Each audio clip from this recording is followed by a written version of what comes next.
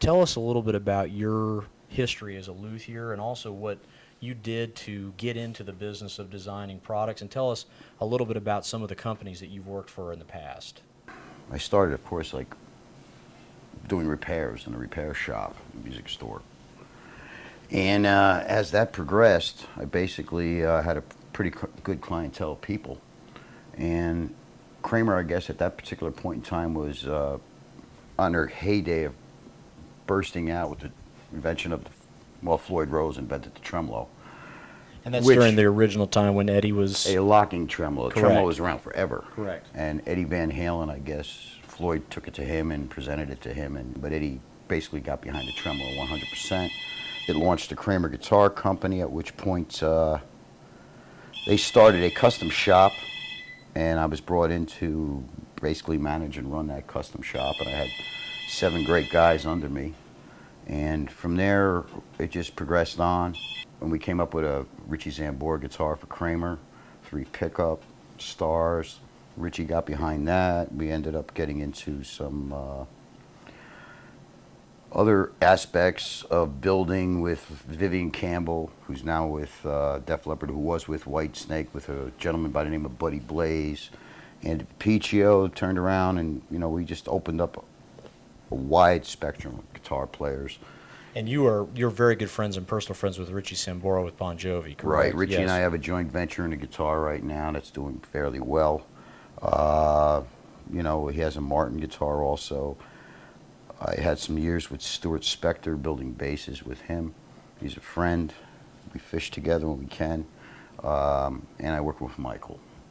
So in that period of time, in between my routes on the road with Ritchie, I basically was always building instruments, and my desire was basically to customize and modify a product that was already pretty much started, I guess, by Leo Fender.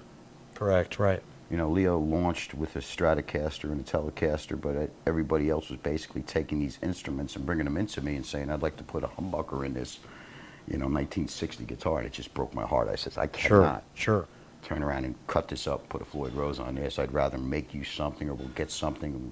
That's less. I just never seen the roots of where I wanted to be as far as taking a vintage piece. Even back in the 60s when guys were stripping them down and, oil finishing them, bare wood, wasn't my forte. I said, if I'm going to do this, I might as well just build you something new. What was the original, when you were growing up, what was it in your life and your family that had brought you into the music community, and what also was your compelling element to want to build instruments? Saturday, Sunday mornings, Pop always had the radio on. He always had jazz station or something like that on.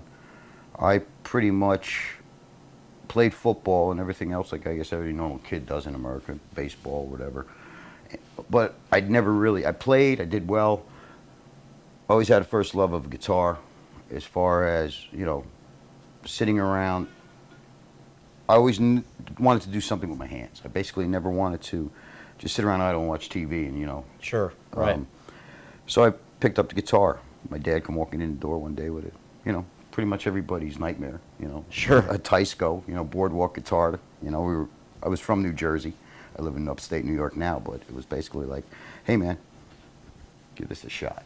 Was your dad a musician at that point? Pop played trumpet, but I was pretty much had a great neighborhood environment in New Jersey where down the corner was a keyboard player that played with Shana Na.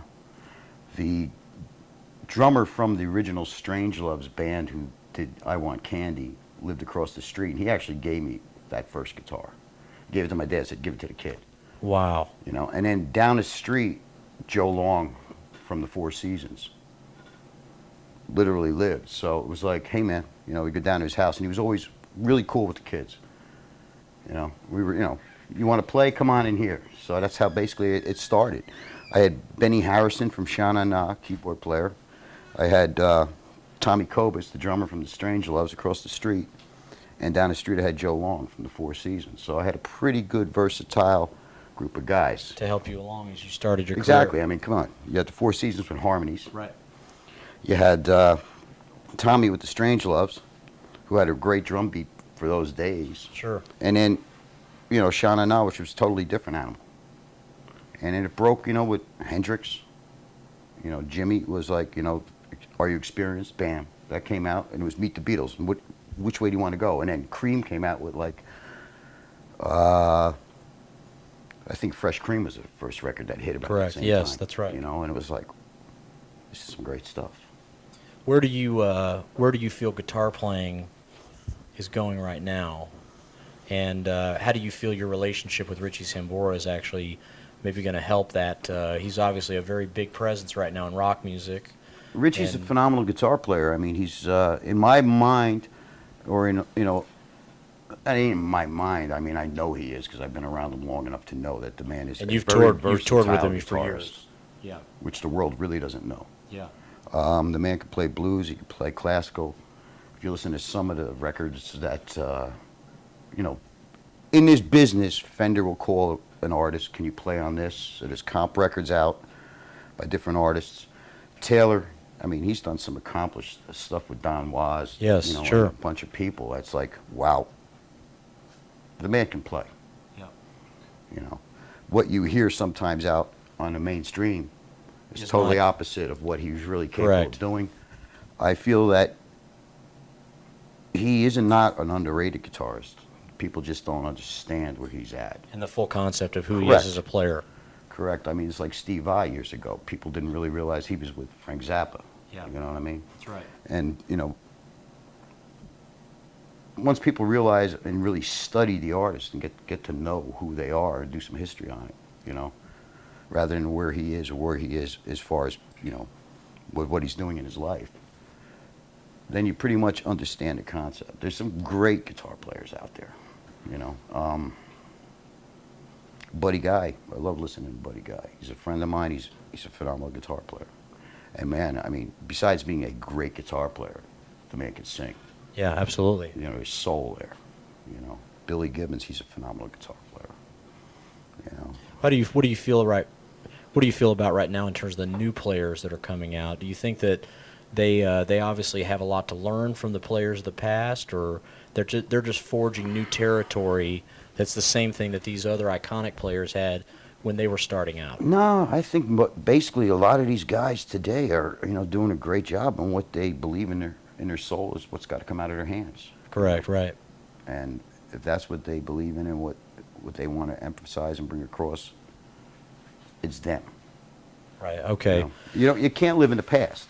I mean, you can listen to it, but everything evolves. Everything turns into what it becomes. That's right. Right, exactly. So Correct. I mean, this is what they hear. This is what they put out through their hands. I mean, it's like an artist. You can bring anything to the table, but they all paint with different color. How does Even that bass feel? players today, there's no more like standard 4 and 5. There's guys that are playing 8 strings that are like blow me away. I mean, it's piano-like stuff and intricate stuff. Bring a tear to your eye. How does that piano sounding stuff? How does that change the way you approach manufacturing instruments? Can you still design a bass to function in those different capacities? Well, I hope to say I can, or I try to at least establish something that will work for the player. Yeah. Or anybody, so it doesn't. Again, it's like that first guitar that a lot of us started out with that was a hindrance to our hands, and everybody said, oh, the higher the strings, the tougher your fingers got. Yeah.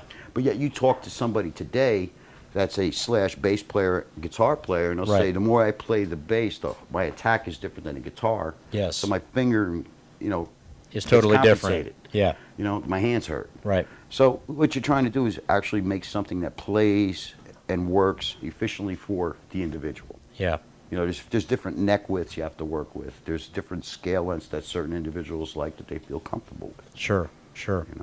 So. Well, like I said, it's been a pleasure to have a chance to talk with you today, Chris. I very much appreciate your time. You're watching the Musician Network. Stay tuned.